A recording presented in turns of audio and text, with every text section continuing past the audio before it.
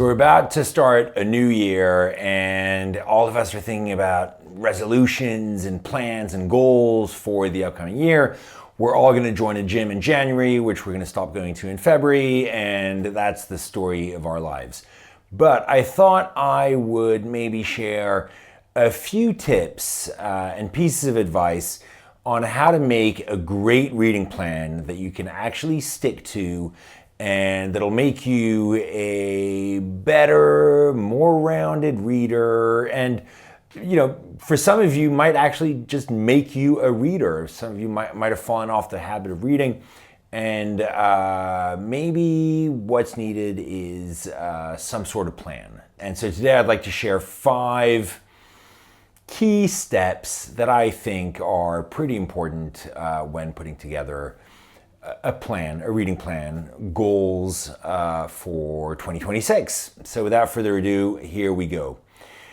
The first thing you gotta do if you wanna make a great reading plan is you've gotta get in the right mindset about it. And I think this is so important. I think too many people go into preparing goals for New Year's with a mindset of, I've got to do it. It's part of something I've got to do to improve myself. It's part of something that will make me better, whatever. And the one thing that's missing from all of those goals is enjoyment and pleasure. And so the first thing is you've got to make a plan only if you really feel that you're doing this for pleasure, for enjoyment, not to achieve some kind of weird goal that your boss read 20 books last year and you got to read 25 books. That's not gonna work. I think a good reading plan only starts if you want to be doing this and if you're gonna enjoy it and make it a fun part of your life. So that's step number 1, the mindset. The second step in making a reading plan is that you should be realistic. You know, if I compare it to something like going to the gym, which is a pretty good analogy. Reading and going to the gym are 2 very similar activities. And we all know that gyms make 90% of their revenue in January, and then the memberships drop off immediately because by February people have stopped going to the gym. And why have they stopped going to the gym, or why did they stop reading? Is because the goals were too ambitious. And people were like, I'm gonna go to the gym 3 times a week, or I'm gonna read 30 books this year. And very quickly, that's unsustainable. You don't have the muscles or the reading muscles to continue at a certain pace that might have seemed like a good idea in early January. And so the next thing you know, you're basically slightly falling off the bandwagon. You're no longer going. You're not keeping up with the plan. And before you know it, you're back to being a couch potato or a non-reader. And so that's something we really want to avoid. So let's be realistic in our planning. And you can think of realistic on 2 different levels: quality and quantity. In terms of quality, being realistic means that you're going to walk into a lot of bookstores because you're now a new reader. And so you're going to walk into bookstores and you're like, it's time to read books. And you're going to look at a lot of books being displayed, and bookstores and book publishers are specialists of great marketing. And they are going to position a lot of content and a lot of books in front of you, and it's gonna look shiny and it's gonna look exciting, and you're gonna be like, wow, if I had these books in my home, that would look cool and I would be a cool reader, and so on. And so you're gonna start, overbuying. You're gonna start thinking, I'm gonna buy more than I need. And this is a fatal mistake. I used to be the biggest overbuyer of books. I'd walk into a bookstore, I didn't have a clear plan. I'd be like, I'll read at least 12 books this month.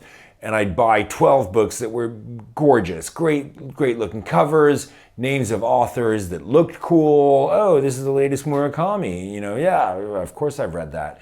And you overload in terms of the quantity, but you also overload in terms of the quality. You're like, oh, you know what? I haven't read a book in 5 years. Now seems like a good time to start reading Nietzsche. And it's like, dude, no. Don't dive into the hard stuff. Stick to the realistic stuff. And again, back to point one, stuff that you're going to enjoy. Okay, don't veer too far off the path of what you're going to enjoy. I'll come back to that in a minute.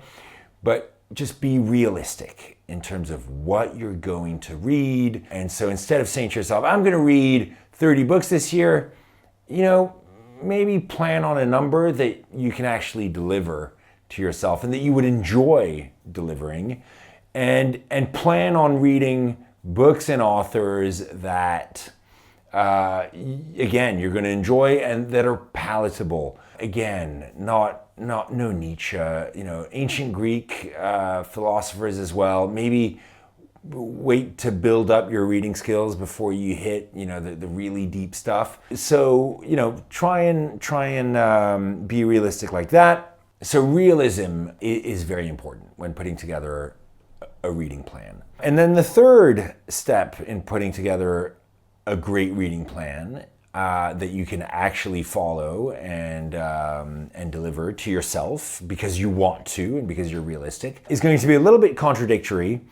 And I would say that in that reading list that you're going to go through, I would, if I were you, put one book or two books, or like say 10% of your reading volume should be something a little ambitious, right? It should be something a little bit outside your comfort zone. Not crazy, but something where you're like, I don't know if I'm going to enjoy this, but I'm going to take a chance and I'm going to push myself a little bit.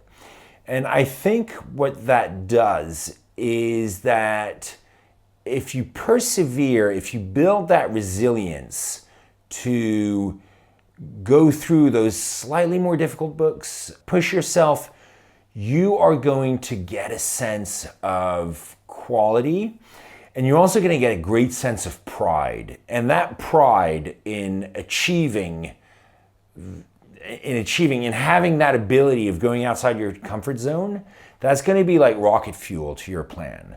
And it's going to give you momentum.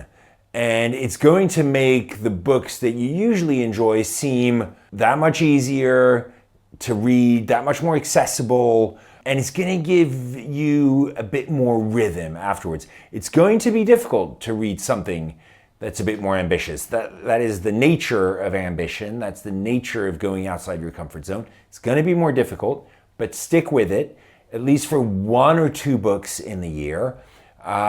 Give yourself that sense of pride. Give yourself that sense of being there. It's kind of like a heavy lifting. And once you've done that, it's going to be pretty amazing. So far we've had 3 main points for a reading plan. Getting the mindset right towards doing something really for pleasure. Being realistic about how much and what kind of stuff you are going to read. Don't go straight for the heavy lifting of a lot of volume of really deep literature. And number 3, sometimes be a little bit ambitious. Now for number 4, and that's probably arguably the most important point here, is if you're gonna have a great reading plan together, I would minimize improvisation. And I would put together a list a little bit ahead of time. And I know that sounds rigid and it lacks spontaneity, and you want to, you want to speak to your friend, and your friend's going to be like, "Oh my God, I've got a great book for you, and you got to read this." And oh, sure, I'm gonna, pick that up because you just told me to do that. I would have a pretty clear list of what you're going to read this coming year, prepared up front. And yeah, maybe you can have some spontaneity on a couple of books. Oh, maybe you're not going to read that book, but you're going to read this book you've just heard of later on in the year. That's fine. But generally, I would steer clear of spontaneity and improvisation. And I'd be very clear on what I'd be reading. And there are a couple of reasons for that. The second is that it prevents you from the typical syndrome of walking into a bookstore and being like, oh my God, I want this and I want that and I want this. And suddenly you're overloading yourself and you got a lot of books on your bookshelf and on your night table and you're not reading them because actually there's a big pile building up and you're feeling defeated. No. At any given point, try and have one, maybe two books on your night table, but not a pile of books because that's going to defeat you and so on. So research ahead of time, plan ahead of time, and make a list ahead of time of what it is that you want to read next year. And maybe that's just 10 books or 15 books or just 5 books, whatever the number may be. You know your rhythm, you know what's realistic, and so be realistic in putting that rhythm and research what 5, 10, 15 books you're going to read. And put together a list. Maybe you love a certain author and now's a great opportunity to read another book by that author. Maybe somebody at one point recommended to you a fantastic book that sounded really cool. Now's the time to add the book to that list and add it as part of your plan. I will say, in order to do the research, I would look at several different kinds of resources. The first is a resource like myself, so some sort of social media account that gives recommendations and reviews. You can check out my Instagram for a lot of reviews and recommendations and see if anything kind of rings a bell or excites you or whatever. That's maybe like step one of that. Another resource that you might use for your research and to create like a really tight list would be Goodreads. I find Goodreads is pretty great, especially if I'm thinking of a certain author. I'm like, oh, you know what? I'd love to read more books by this guy or this woman, but I don't really know where to start. I find Goodreads is a good place to give me some sort of gauge of what book is their most popular, what books have the most reviews, which ones are maybe the ones to avoid, and so on. So Goodreads is, I think, a good resource. And then the third resource that I would use to research and prepare a list of the books you're going to read would be your friends and family. And here I would say, think of 2 or 3 friends of yours or family members who are readers and whose tastes you really respect. Those are golden resources, and I would really encourage you to ask them to recommend, some top books that you would put on your list. And let's just be very clear, while you're putting together this list, this plan, I would steer clear of being attached, of being handcuffed to reading things that have been published in the past year. You don't have to read stuff that came out in the last 12 months. There are 2 millennia of books waiting to be read. And believe me, the books that are being printed right now and that are going to come out in 2026 are probably not the best books that have been written of all time. So you can definitely look at books that were written last year, 2 years ago, 3 years ago. Try and find books that really excite you, not books that really excite the marketing departments of publishing companies or Barack Obama's reading list for 2026 or that kind of stuff. That's just hype. Try and find books that you really are excited about that might have come out 3 years ago and that are still seen as being a little bit relevant. I think that'll be a very good way to go about it. And so now we come to the 5th and final piece of advice of the plan, and that is to figure out the time that you're going to need to read these books. And so I have a very simple rule of thumb that the number of pages that you read every day of the year, if you read the same number of pages every day of the year, That is the same number of books that you are going to read that year. It's magic. Okay, so if you read 7 pages a day, every day of the year, you are going to read 7 books at the end of the year, right? It's literally mathematically like that. Once you have your list, once you have, an idea of how many books you're going to read and so on, try and have a sense of how much you're going to need to read per day. And make the space where you can make the space. Can you read in the morning? Can you read in the evening? Can you read at lunch? Can you read wherever, on the subway? Try and figure out where your reading place and time is going to be. And this is really important. Stick to it. Stick to that commitment that, in the morning, when I have my cup of coffee, I'm gonna read 4 pages. And then in the evening, when I come home from work, I'm gonna sit down and I'm gonna read 4 pages, or whatever it might be. You don't need to be reading 20 pages a day, every day for the whole year. Just read whatever corresponds roughly to your ambition. So if your plan is to read 10 books a year, you basically need to read 10 pages a day. And if you're like me and it takes you a couple of minutes to read a page, that's 20 minutes a day. Now that seems like a lot, but you can break it down. If you make the space in various places, you can maybe read 5 minutes in the morning, maybe 5 minutes in the afternoon, and 5 minutes in the evening, and that'll be your 10 pages. Or maybe your commitment is, actually, I have a lot of free time on the weekend, I'm going to read on the weekend, and I'm going to read a lot more on the weekend. So whatever it is, try and figure out where the space and time is of your reading is going to be. And here's another important element in making the space and time. If you live with a partner, with your family or whatever, talk to them about the fact that you want to read more. Talk to them about the fact that you want to have a little bit of space carved. It's okay to ask for 5-10 minutes a day or whatever it might be, instead of watching Netflix or instead of doing your push-ups or whatever it is. 5-10 minutes a day of reading will get you back into it. And I can hear a lot of people say, yeah, but when I come home, I'm tired and so on. I bring you back to points 1 and 2. Do it because you enjoy it.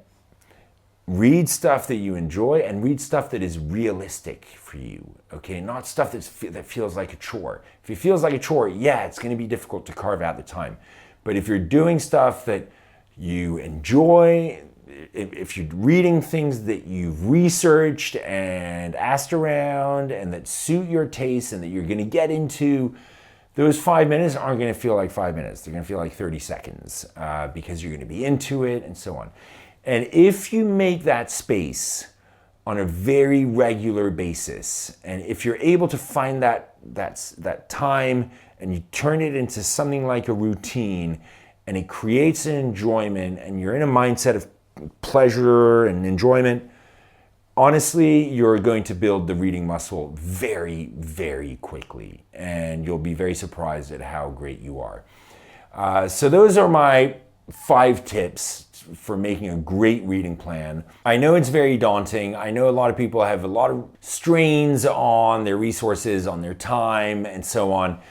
But I honestly believe that we tend to overthink about how we want to read, and a little bit of preparation, a little bit of forward thinking on how you're going to do it, the same way you might prepare your gym plan or whatever, or the same way you might organize a holiday.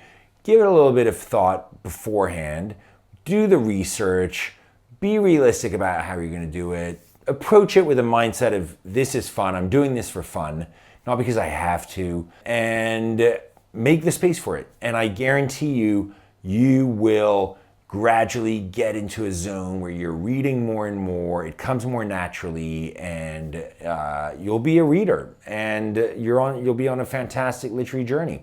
I hope this helps. I'm always available to answer any comments or questions you might have in the comments.